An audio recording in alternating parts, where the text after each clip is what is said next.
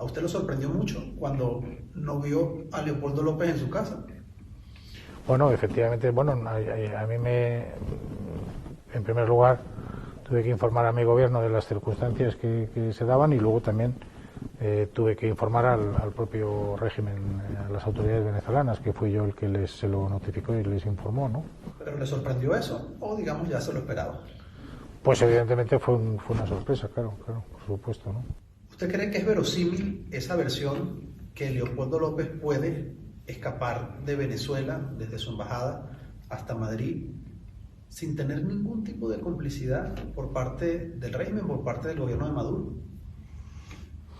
Bueno, eso es una pregunta retórica que tiene que contestarse usted mismo. Yo no lo sé, la verdad. Yo, como le he dicho, nosotros no tuvimos nada que ver con su salida. Él era un huésped de la Embajada de España y como tal huésped sabía desde el primer día que se podía ir cuando él quisiera y eso fue lo que hizo, ¿no? Nosotros no tuvimos nada que ver.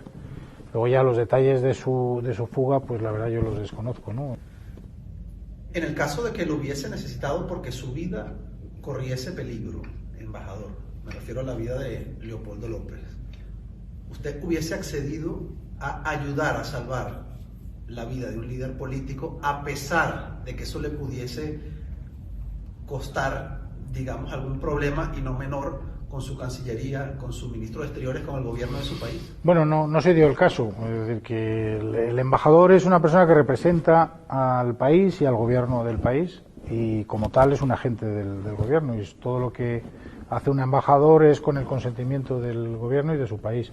En su casa, en su propia residencia, llegó usted a convocar a los sectores, a estos dos sectores del país.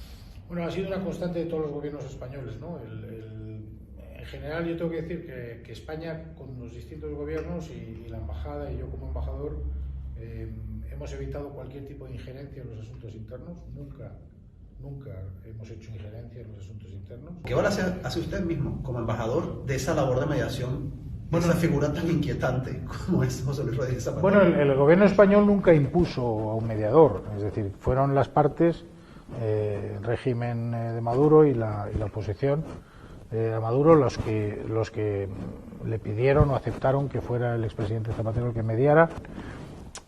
En la medida en que las partes lo aceptaban, nosotros lo apoyamos siempre, o por lo menos mis instrucciones eran apoyar y servir de apoyo a ese proceso. ¿Usted cree que el chavismo podría estar dispuesto a aceptar unas elecciones libres? Algo tan sencillo como eso. Pues hay que preguntárselo a ellos, pero en todo caso hay que seguir insistiendo. Es decir, por muchas veces que, aunque diga 1.000.000 de veces que no, hay que seguir insistiendo e intentar convencerles de que lo acepten, ¿no? Un sistema que lo recibe con una bomba y que lo expulsa del país, ¿podría ser considerado un sistema democrático? Bueno, no somos nosotros los que tenemos que poner los adjetivos, ¿no? Es decir, que yo creo que lo que sí es verdad es que en Venezuela, y diría que incluso más en América Latina, la democracia es el estado natural de las cosas. Y cuando no lo hay, o cuando hay un sector de la población que percibe que no existe o que no se dan las condiciones democráticas, lo exige y lo reclama.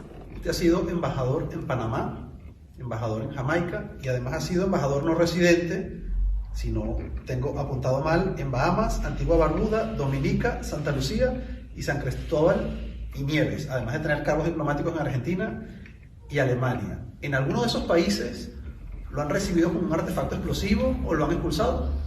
Bueno, la verdad que la experiencia de Venezuela ha sido maravillosa, pero también muy complicada, ¿no? Y muy compleja, y evidentemente pues no se asemeja en nada a otras experiencias diplomáticas, ¿no? Venezuela es un país, desde el punto de vista paisajístico y geográfico, precioso y maravilloso, es una joya en bruto que tiene un potencial enorme como atracción turística, pero tiene sobre todo muchos millones de personas maravillosas, ¿no? que hacen a los españoles sentirse como en casa, ¿no? Y evidentemente pues hay muchos problemas muy graves en Venezuela.